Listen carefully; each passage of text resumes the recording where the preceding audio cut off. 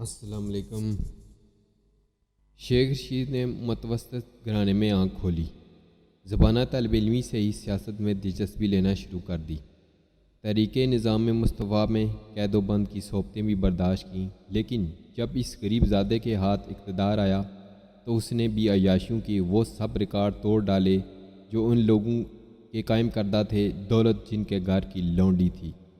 بالی would اداکاروں سے لے کر اسلام آباد کی مخصوص محفلوں کو رنگین بنانے والی جسم فروش کسی عورت کا نام اٹھا لیجئے، اس کی زندگی کے کسی نہ کسی کو گوشے سے آپ شیخ رشید جھانکتے نظر آئیں گے۔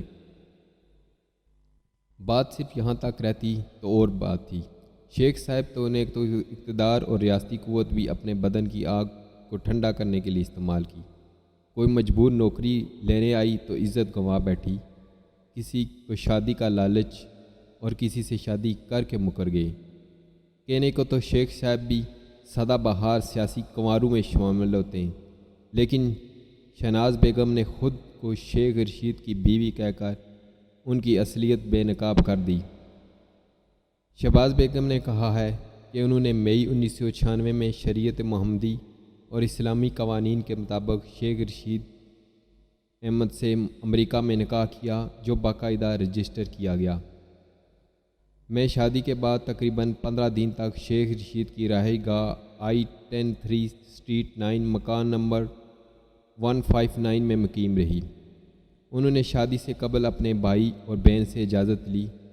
شہناز نے کہا کہ شیخ رشید کے بھائی اور بہن قسم اٹھا کر بتائیں، کیا یہ سب کچھ ایسا نہیں ہوا؟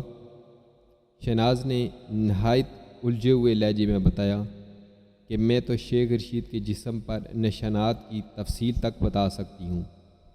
یہ تفصیل ایک بیوی کے علاوہ اور کوئی نہیں جانتا۔ شہناز کا کہنا ہے کہ شیخ رشید نفسیاتی مریض ہیں۔ وہ اکثر میرے فون ٹیپ کرواتے، اعصابی قوت کی دوائیں اور انجیکشن استعمال کرتے ہیں۔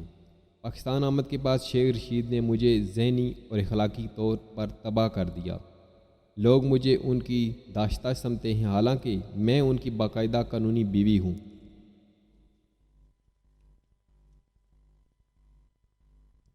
شہناز کہتی ہیں کہ شیخ رشید کی گھٹیا طبیعت کا اندازہ اس بات سے لگایا جا سکتا ہے کہ انہوں نے مجھے کئی بار شہباز شریف کے آگے پیش کرنے کی کوشش کی، جو میں نے قوت ارادی سے ٹال گئی۔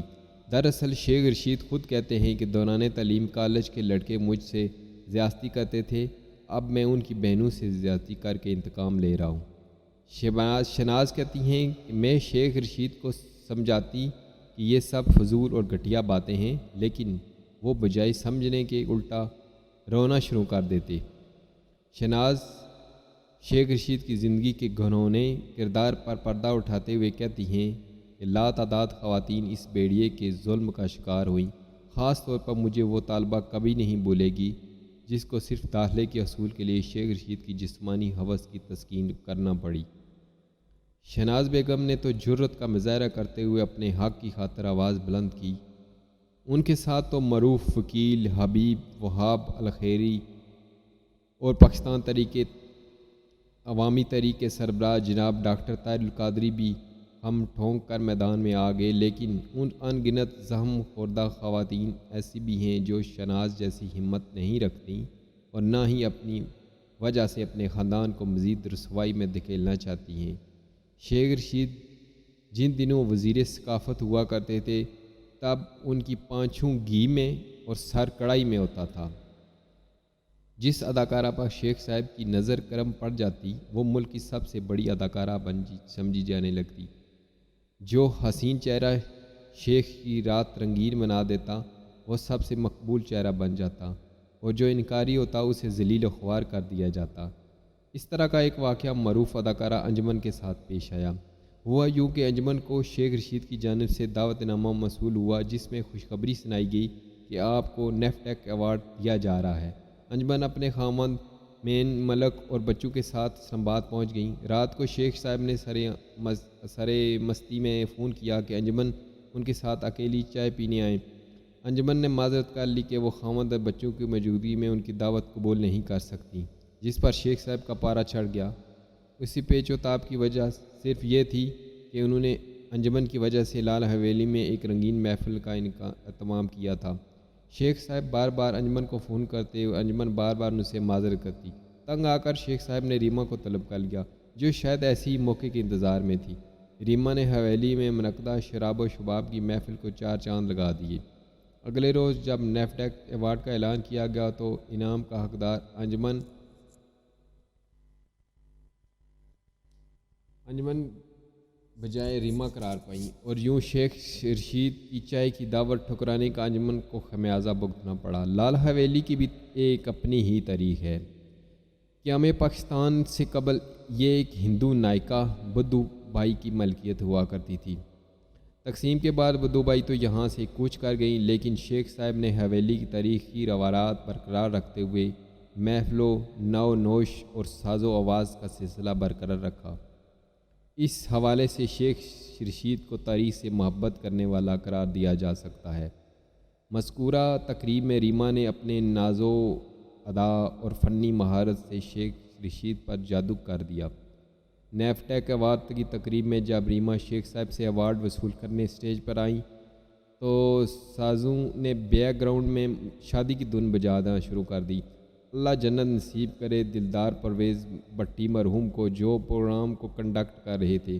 موقع کی نزاکت کو بامتے ہوئے یہ کرو لگا کر بات چٹکیوں میں اڑا دی کہ شیخ صاحب برا نہ مانیے گا، یہ سازندے بھی نہ ایجنسیوں کے کارندے ہیں۔ شیخ رشید اور ریما کی محبت کا تذکرہ اتنے عام ہو گئے کہ ایک روز ریما نے بے خودی کے عالم میں کہہ دیا کہ شیخ صاحب نے شادی کی آفر کی تھی، لیکن بات آگے نہ بڑھ سکی۔ واقفان حال تو یہاں تک کہتے ہیں کہ شیخ رشید نے ریما کی ماں سے ہاتھ جوڑ کر منت سماجت کی تھی کہ اسے اپنی فرزندی میں لے لیا جائے، لیکن بیٹی کے خوبصورت بدن کی کمائی کھانے والی اس ہوازادی نے خالصتاً کاروباری انداز میں جواب دیا تھا کہ ریما اب بھی تمہارے ساتھ بیویوں سے بڑھ کر وقت گزارتی ہے، تمہیں شادی کی کیا ضرورت ہے۔ شیخ رشید ریما سے عشق میں اس حد تک چلے گئے تھے کہ ایک رات میں 2 لاکھ روپیہ دیتے۔